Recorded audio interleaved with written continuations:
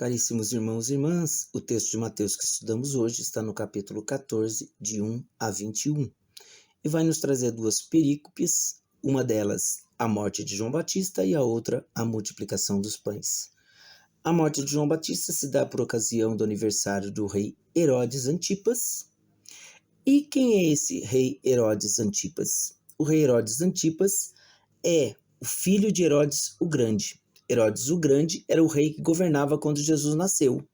E como ele perseguia Jesus, Jesus teve que fugir com Maria e José para o Egito e permanecer lá até a morte desse rei. Quando ele morre, eles retornam então do refúgio lá do Egito.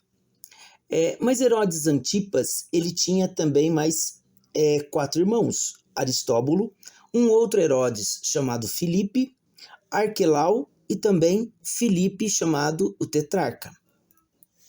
Aristóbulo, um dos irmãos deste Herodes, tinha uma filha chamada Herodíades, que é exatamente a pessoa que nós temos aqui no texto. Ela era casada com Herodes Filipe, portanto também irmão de Herodes Antipas. Herodes Antipas, ele era casado com a filha do rei Aretas. Portanto, ele deixa a filha do rei Aretas e se casa ou passa a coabitar com Herodíades, que era mulher de Herodes, chamado Filipe, por isso seu irmão Filipe. Então ele comete adultério, tanto quanto contra a sua primeira esposa, tanto quanto com relação ao seu irmão Filipe. Mas tem um outro detalhe. Como ela era filha de Aristóbulo, ela também era sobrinha de Herodes. Portanto, são 2 pecados aqui condenados por João, por isso João vai perder a sua vida. Tanto o adultério quanto o incesto, ambos proibidos, segundo Levítico, capítulo 20, a partir do versículo 10. E essa passagem, depois que João morre, diz o texto que chegou essa notícia ao ouvido de Jesus. Então marca o fim do ministério de João Batista e o começo do ministério de Jesus. E diz que Jesus, então, sabendo disso, se retirou para um lugar deserto. Essa retirada de Jesus, ela tem um significado. Ele está se refugiando, evitando o conflito.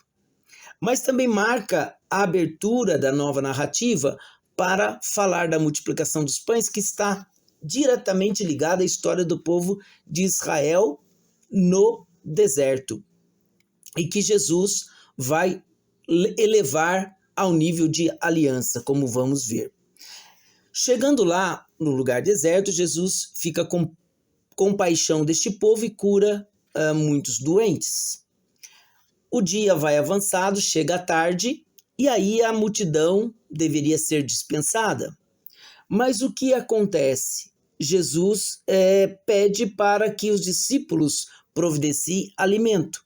Então aqui nós temos uma característica dessa narrativa que vai nos trazer o elemento eclesiológico, uma das características da multiplicação dos pães.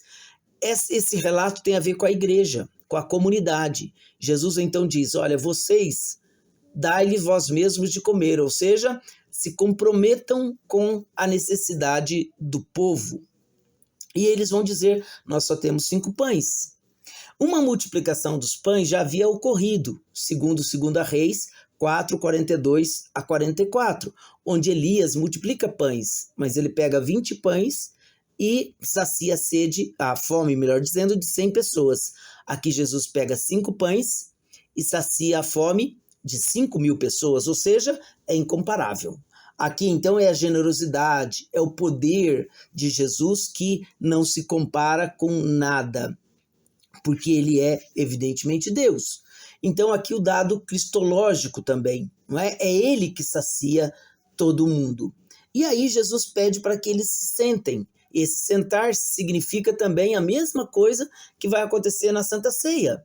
Eles vão sentar-se, tomar lugar à mesa, e aí a gente pode resgatar a ideia da mesa do reino, do tempo messiânico, não é? Do banquete do cordeiro e assim sucessivamente.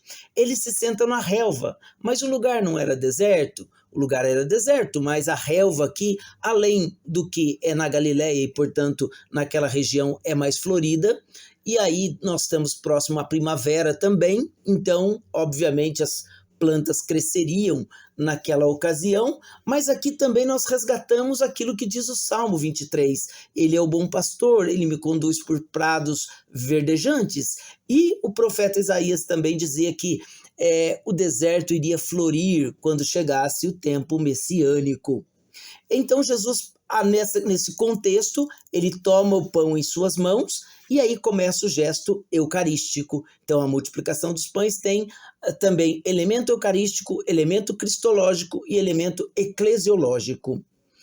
Depois que Jesus realiza a bênção, ele distribui aos discípulos e pede que eles entreguem às pessoas, e todos comeram e ficaram fartos. Ou seja, no deserto o povo é alimentado, assim como aconteceu durante o Êxodo. Lá em Êxodo, no próprio livro do Êxodo, capítulo 16, versículo 12, também vai narrar isso para nós. Eles recolhem 12 cestos cheios, e esses 12, logicamente, faz menção às 12 tribos de Israel e agora aos 12 apóstolos que representam a igreja, que agora, recebendo o dom de Deus, eles terão a incumbência de alimentar o povo de Deus. Veja, o elemento eclesiológico, a missão da igreja.